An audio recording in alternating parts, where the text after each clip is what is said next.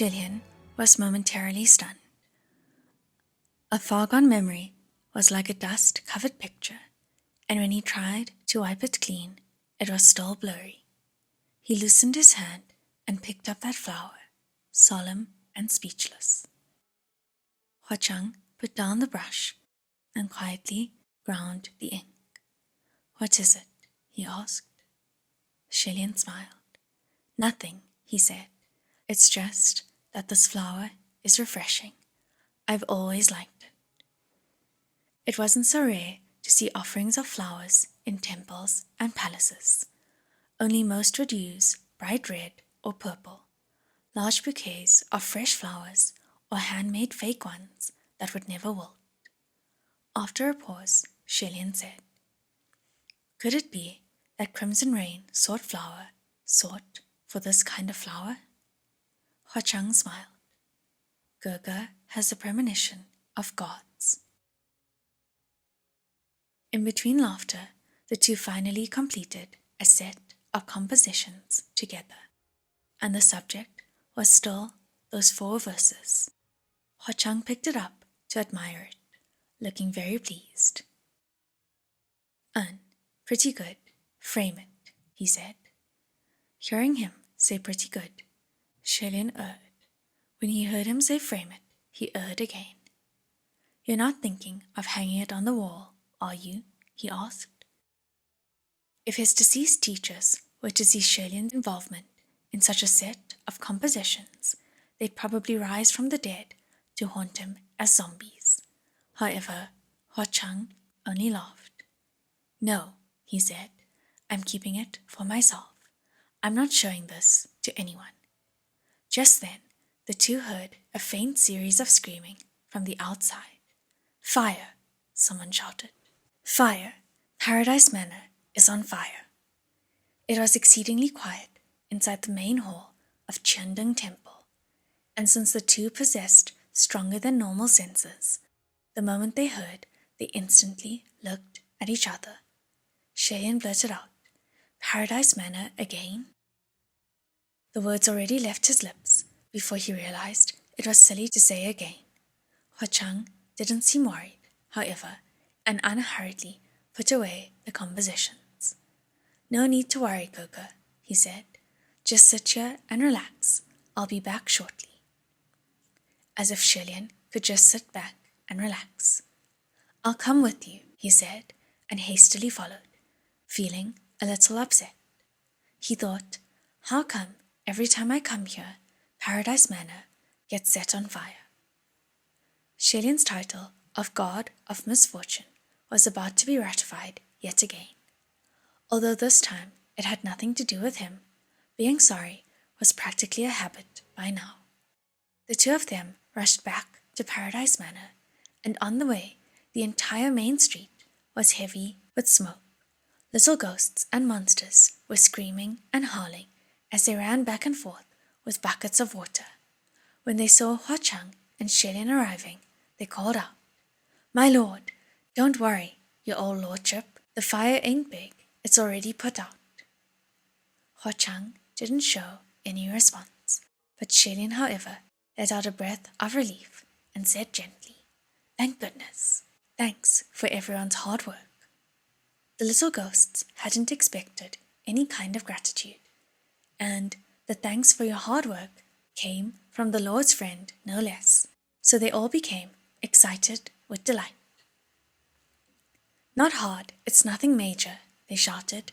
"It's our duty." Only then did Shilian realize that for him to show gratitude was rather inappropriate because he wasn't the master of this establishment. However, since Huacheng himself hadn't said anything, if Shilian said something, it wouldn't be too horrible. He reprimanded himself mentally and stopped worrying. The two entered Paradise Manor and looked at where the arson started, and sure enough, it was only a small area, nothing more than the corner of an insignificant small house. No wonder the fire was extinguished so fast. Yet after this was confirmed, Shilian became alarmed. He turned to Huacheng. The arsonist wasn't trying to play an ignorant, gutsy prank, And this wasn't just for torching something either, more like a red herring, attracting everyone's attention away, he said. But if that was the case, then what was the distraction for? In a flash, Shilin figured it out. That fetus spirit, he shouted. Before, when they left Paradise Manor, even having walked a long way, the fetus spirit continued to wail and cry, the sound of its sobbing sharp to the ears, even calling for its mother at times. Yet now that voice was gone. The two of them rushed to a side chamber outside the main hall of Paradise Manor to check. When the two had left, Hua Chang had casually placed the clay pot that contained the fetus spirit on a desk. Before them, that clay pot was still there, but when Shilin reached out and grabbed it, he immediately felt that the weight was different. It was too light. When he opened it, sure enough, there was nothing inside. There was no way that whatever was locked up within the clay pot could break that seal. Shilin immediately said, "Someone let the fetus spirit loose." Hua Chang, however, didn't look fussed at all. "It was stolen," he said. "That thing was injured in the troop of butterflies and badly wounded. It couldn't get far on its own." "Then that's easy to take care of," Shilin responded. "Sun Lang, does your Paradise Manor have guards that patrol the premises? Check if they saw anyone suspicious." "There aren't any," Hua Chang said. Shilin bleeped. "None?" "Yeah," Hua Chang replied. "There's never been any." No wonder when Shilin snuck around Paradise Manor the last time, there were no guards to be seen. Shilin had once thought that it was because they were hidden so well that he didn't notice, but he didn't realize that there actually weren't any at all. Slightly stunned, he said, "You're that lax about Paradise Manor?" "Gurgur, have you ever paid attention to the doors in Paradise Manor?" Hua Chang asked. Shilin thought about it and replied, "No, I haven't. Could it be that there's something extraordinary about them?" "Correct," Hua Chang said.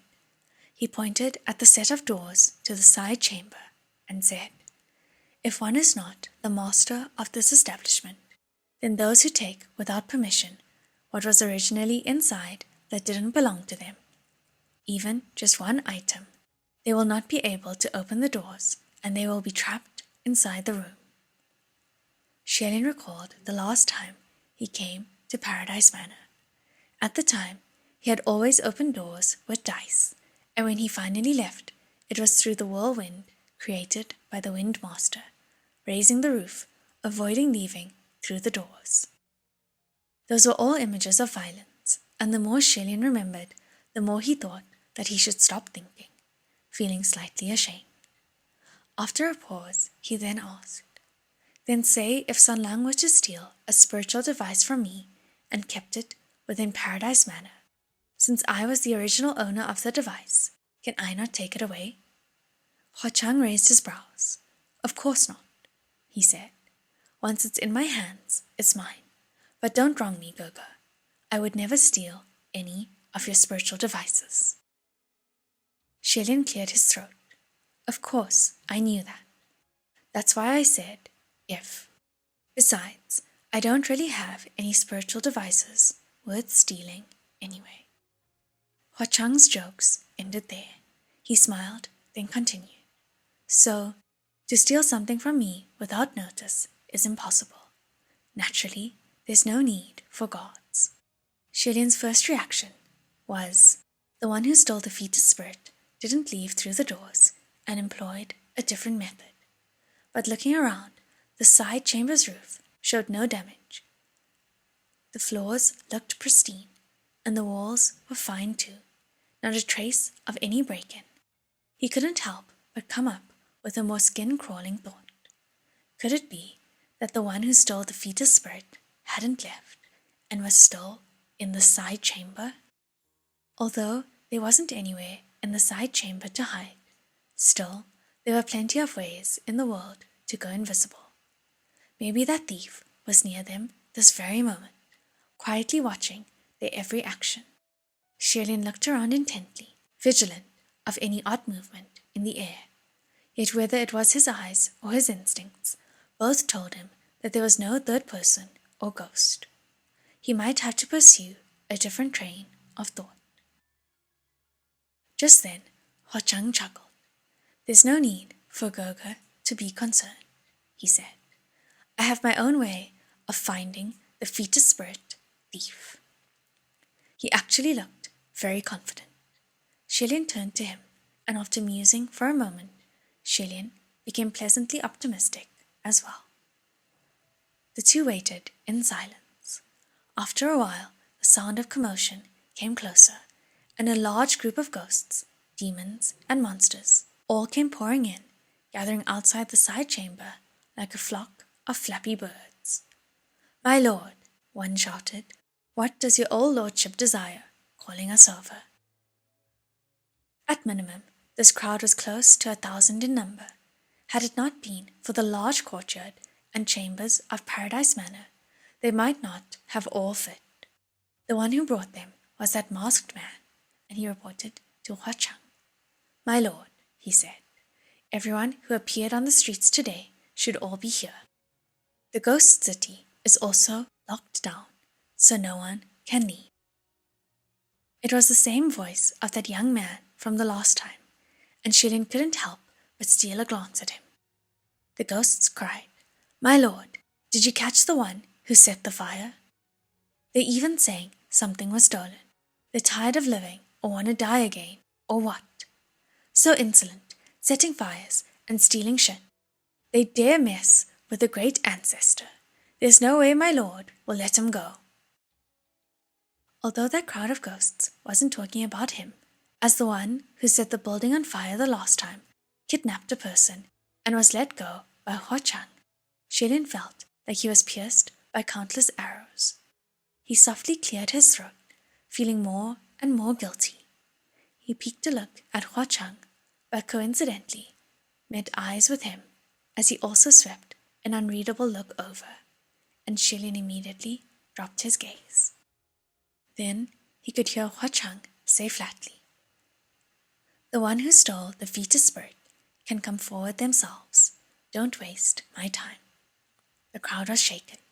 "Among us?" they asked. "I thought it was something from the outside," said one. "Who the hell is it? Just go forward already," they shouted. A moment later, the wave had calmed, but no one came forward. Hua Chang said, "Very good. Brave as expected. Men on the left, women on the right. Divide and line up." Although the demons and ghosts were puzzled, they didn't dare to disobey Hua Chang's word. They immediately did as they were told, forming two large groups. The male ghosts squished on the left, their voices rough. The female ghosts were therefore on the right, each seductive and flirtatious. Hua Chang and Shilin shared a look, then went directly to the right side, walking through the female ghosts, tossing them looks, going through 10 with each sweep of their eyes. After many steps, when Shilin walked past another female ghost, he paused slightly. This female ghost wore a long dress, her face heavy with layers of white powder, terrifyingly pale, her real face indiscernible. However, that exaggerated pretty face was somewhat familiar. Shilin called out, "My lady, Lan Chang." That female ghost was taken aback, as if she was the one who just saw a ghost. Sure enough, it was that female ghost, Lan Chang, who had clung to him on the streets of Ghost City, fought with the boar butcher, laughed at his saying that he can't get erect, and spread that word around.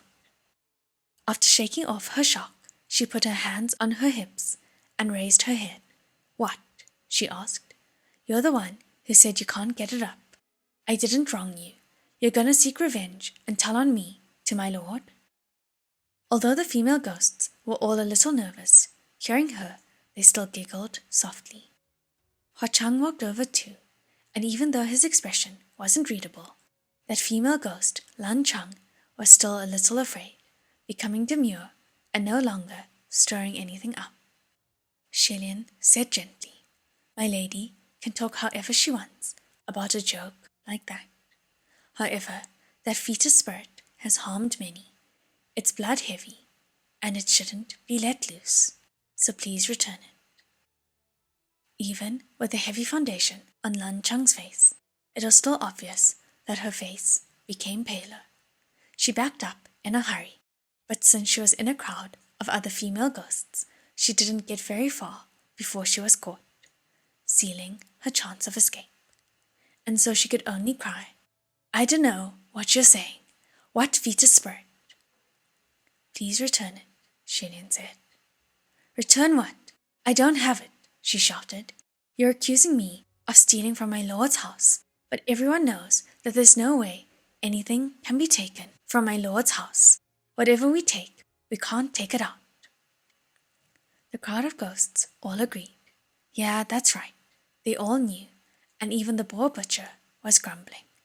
Lan Chang added, "Paradise Manor on fire only just happened. I've been on the street and I never left.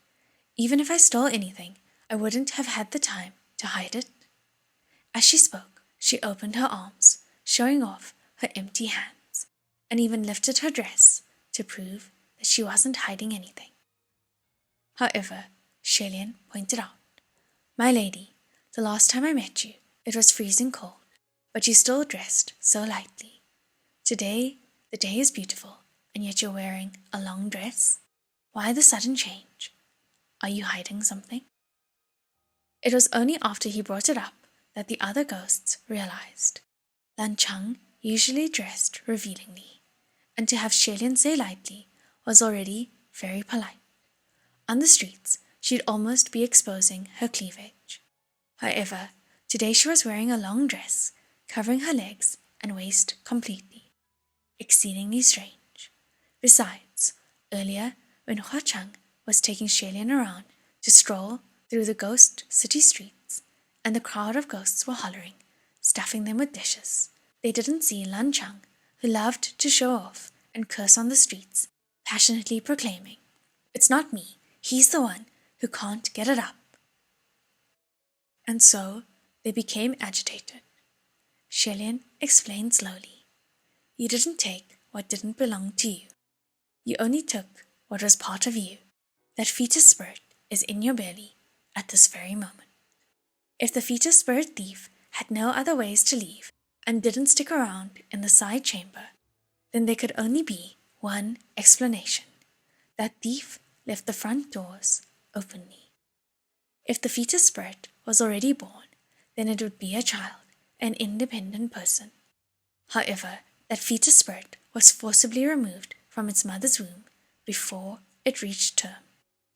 Therefore, if its mother stuffed it back into her belly, then naturally it'd count as something that belonged to her. No, it should be said, the fetus spirit was no different than a piece of her flesh, a part of her body. After all, the blood bond between mother and child was thick, and under the circumstances, they were but one body, so that female ghost could naturally leave without harm and exit Paradise Manor openly. Therefore, the one who stole the fetus spirit must be a female ghost, as well as the mother of that child. Locking down the ghost city, then bringing forth all the female ghosts who appeared on the street before and after the fire to investigate, would surely lead them to the culprit. Thinking back, Hua Chang must have thought of all of this the moment they entered the side chamber. Suddenly, Lan Chang let out a loud scream and covered her own belly in a mad fit.